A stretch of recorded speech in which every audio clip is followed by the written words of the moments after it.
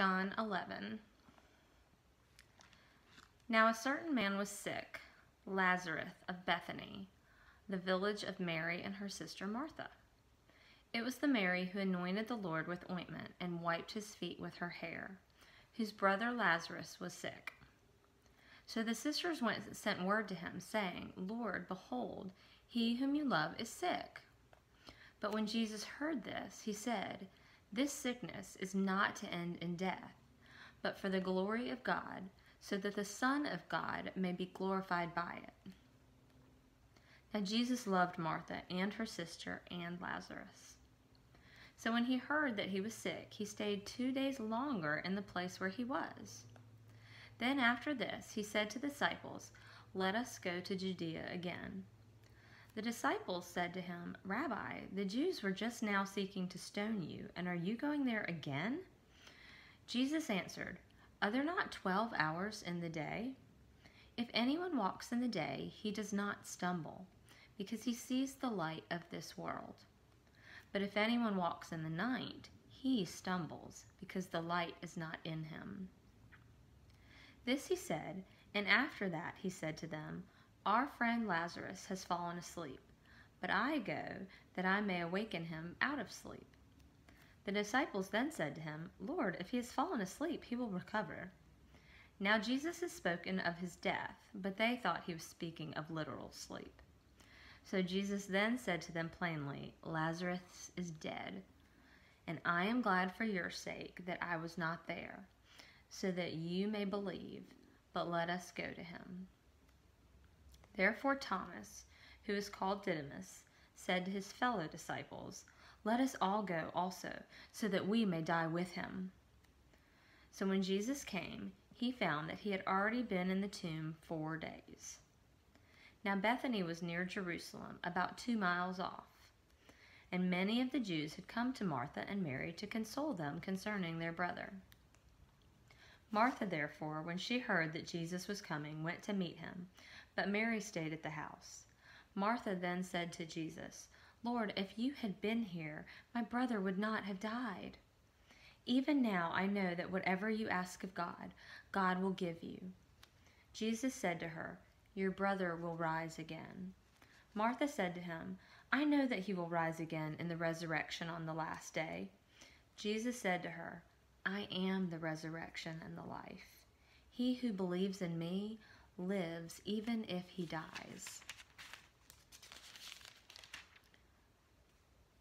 And everyone who lives and believes in me will never die. Do you believe this? She said to him, Yes, Lord, I have believed that you are the Christ, the Son of God, even he who comes into the world. When she had said this, she went away and called Mary, her sister, saying secretly, The teacher is here and is calling you. And when she heard it, she got up quickly and was coming to him. Now Jesus had not yet come into the village, but was still in the place where Martha met him. Then the Jews who were with her in the house and consoling her, when they saw that Mary got up quickly and went out, they followed her, supposing that she was going to the tomb to weep there. Therefore, when Mary came where Jesus was, she saw him and fell at his feet, saying, Lord, if you had been here, my brother would not have died. When Jesus therefore saw her weeping, and the Jews who came with her also weeping, he was deeply moved in spirit and was troubled. He said, Where have you laid him? They said to him, Lord, come and see. Jesus wept. So the Jews were saying, See how he loved him? But some of them said, Could not this man who opened the eyes of the blind have kept him also from dying? So Jesus, again being deeply moved within, came to the tomb. Now it was a cave, and a stone was lying against it. Jesus said, Remove the stone. Martha, the sister of the deceased, said to him, Lord, by this time there will be a stench, for he has been dead 4 days. Jesus said to her, Did I not say to you that if you will believe, you will see the glory of God? So they removed the stone. Then Jesus raised his eyes and said, Father, I thank you that you have heard me. I knew that you always hear me, But because of the people standing around, I said it, so that they may believe that you have sent me." When he had said these things, he cried out with a loud voice, "Lazarus, come forth." The man who had died came forth, bound hand and foot with wrappings, and his face was wrapped around with a cloth. Jesus said to him, "Unbind him and let him go." Therefore many of the Jews who came to Mary and saw what he had done believed in him. But some of them went to the Pharisees and told them the things which Jesus had done. Therefore the chief priests and the Pharisees convened a council and were saying, "What are we doing? For this man is performing many signs. If we let him go on like this, all men will believe in him, and the Romans will come and take away both our place and our nation." But one of them, Caiaphas, who was high priest that year, said to them, "You know nothing at all, nor do you take into account that it is expedient for you that one man die for the people, and that the whole nation not perish."